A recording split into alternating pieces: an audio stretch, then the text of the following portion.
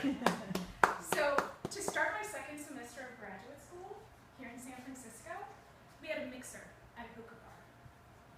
Hookah's not really my thing. But I went because I just wanted to hang out with my classmates outside of class, which I hadn't done much of.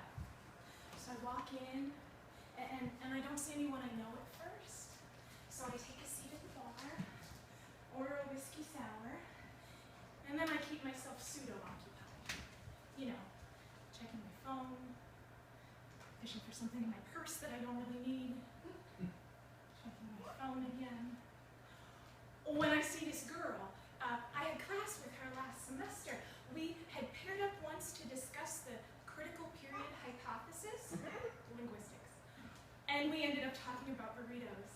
What was her name? It was Mary or Meredith or Matilda. I don't know, I'm really not very good at names, but she smiled broadly at me and I grinned back.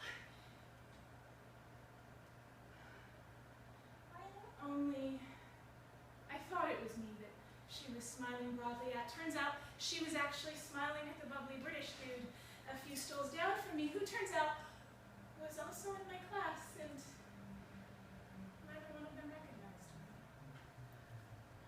Even though I'm not very good with names, I remembered from class, I remember that he has a British mom and an American dad, and he sounds too American to be British, and he sounds too British to be American. And she was born in Russia, but she moved here when she was 10, and she sounds just like every other American, but she says she doesn't feel like it. And I remembered that. But did they remember from class how when I talked about how, even though I'm from Chicago, I have 2 Kentucky grandparents, one on each side, and I say things like pop and not soda. They didn't remember.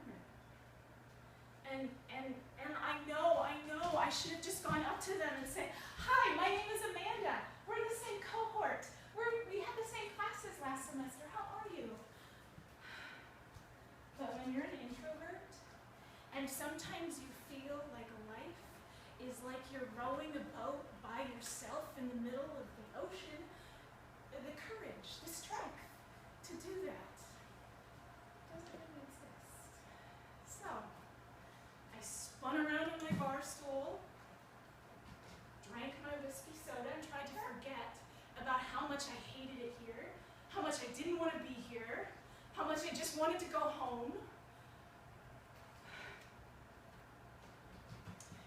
So there's this word in Portuguese, saudades. Now there isn't really a precise English translation, but a dictionary might tell you that it means homesickness, or longing, or nostalgia. That's good, but it doesn't quite hit the mark, you know? You can have saudades for anyone, or any place, not just your home. And it's more than just longing. You know, it's an ache. It's a physical hurt. It's a sweet melancholy for someone or something or some time in your past that you may or may not ever experience again. So you can have saudades for your best friend in high school and all the shit you used to do together. And you can have saudades for that cute little village in Spain where you went on vacation once. And you can definitely have saudades for Chicago when you move to San Francisco to go to graduate school. So the first 6 months, those were a breeze. And then the honeymoon was over. I was finally alone enough to realize what I had done. I was 2,500 miles away from anyone who knew me or loved me. I didn't have 2 nickels to rub together, but I did have a credit card bill I couldn't pay. And my classmates, the only people I had spent any time with, because I had about 17 online jobs and I couldn't see any of my coworkers, the only people I spent any time with didn't know I was in the same room. That's when my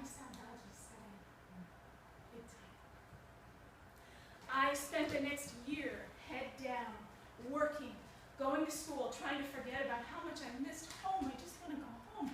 I just want to go home. I just want to go home. I felt like I didn't have a net. You know, if I took one wrong step, I would fall through the cracks of my life, and I didn't know how I'd get back up. But until this one day, it was about a year and a half after I arrived here, and I saw an ad for a forró class. F-O-R-R-O, forró. It's a Brazilian partner dance, and I had learned it while I was training capoeira, an African Brazilian martial art. So we have these capoeira festivals, right? And then at night we would have these parties, and these old Brazilian mestres, they would teach us how to dance forró, and by us, I mean the girls, only the girls. They would teach us how to dance, and they wouldn't use any words, just moving. So maybe I didn't really need lessons, but what I did need, forró could give me.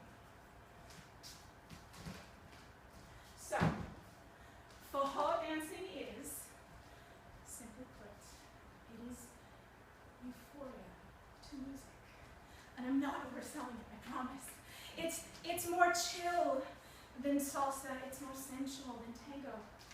It's Brazilian, okay? The dance, it drips with steamy steps. When one dancer steps forward, the other steps back, and their thighs interlace, their stomachs meet. And when the moment is really ripe, their cheeks touch.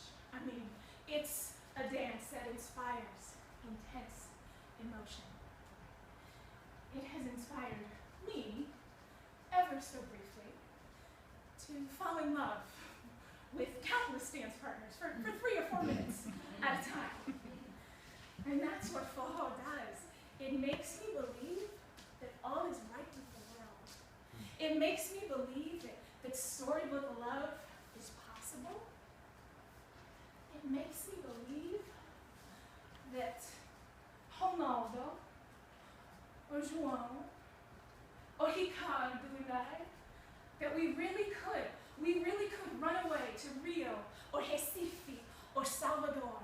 We could run away, and we'd live happily ever after, and we'd fill our days with salt of the earth work, and our nights with dancing and lovemaking. So that silliness, that loveliness is what forró is for me.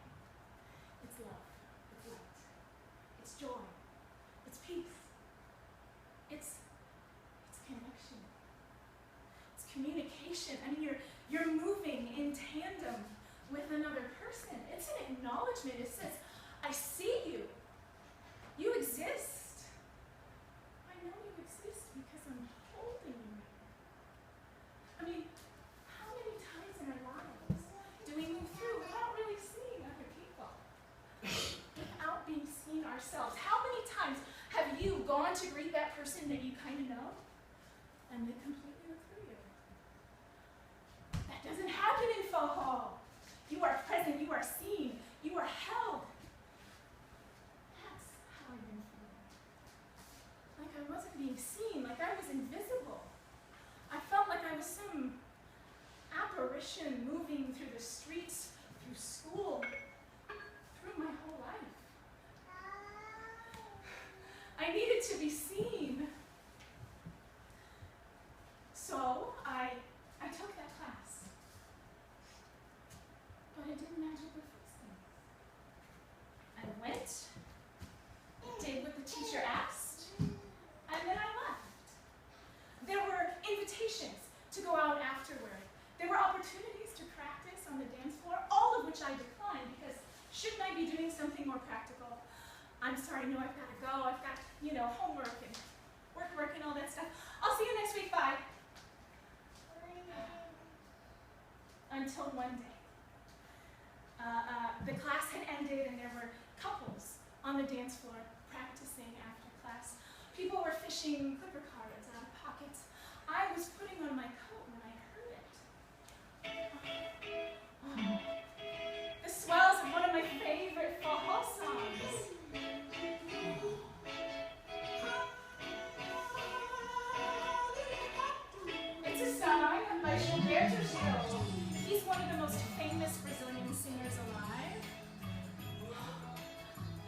It's one of the sweetest songs ever.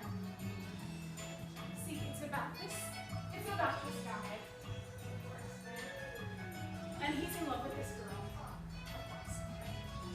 Of course. But it's really, really sweet. He talks about how he remembers the way she walked. He remembers it. He remembers her smell. The way that she is, just the way she has about her. She makes him dizzy. He wants to tell her this. He has a tightness in his chest when he thinks about her. And that only makes him want her more. So he has to go. He has to go to her house. This is why I'm going to her house. To speak of my love for her. And she's waiting for me in the window, singing the song, Esperando na janela. Right? It's just the sweetest song ever. It is all forró. It is love and light and joy and peace. And I decide right then and there, I am not leaving this studio, not tonight. So I make my way to the dance floor, and I catch the eye of Leonardo, the instructor. He's up at the front, he's turning up the speakers. Hey, menina alta, aceita dançar. Hey, tall girl, you want to dance? Now, Leonardo, with his hippie Burning Man necklaces and his tight t-shirt and his ripped jeans, not exactly my type. On the other hand, he's Brazilian, and he seems very charming. And he looks really, really good in that tight t-shirt. Yeah, I'd love to, please. And I am anxious, and I am giddy, and I am happy. And I realize it right then, maybe half of being seen is just letting yourself be seen. And so he stretches himself up tall, and I bend my knees just a little bit, and we slip together like a puzzle piece. And it's perfect. And we dip back and forth, and forward and back smoothly, gently, and I can feel his palm at the small of my back, guiding me into a turn, before gently pulling me back into our embrace, and over again. And then we slow down. I mean, we're barely moving. And I can feel his heartbeat against my chest. When was the last time that I felt a heartbeat against my chest? And if he had asked me at that moment to run away with him to Rio, or Recife, or Salvador, oh yes. And the song ends, and we linger there, and he kisses me quickly, gently, innocently on the cheek. How lovely, my dear. And I'm so nervous, I don't say anything, because if I do, I will crumble into 1,000 pieces on the floor. Let's dance another before we have to leave. And normally I would have said, no, I've got to go, I've got all that work to do. But I catch a glimpse of myself in the studio mirror over my shoulder, and I almost look at the stranger looking back at me. I mean, my singing eyes and my flushed cheeks and my grinning mouth. And that's what I look like when I'm happy. Oh. Yeah. Another dance, please. And so we're off again, bouncing in time to the music, and I close my eyes, and I dive into the rhythm of the song. And for the first time in a long, long time, the only place I want to be is exactly where I am. Wow.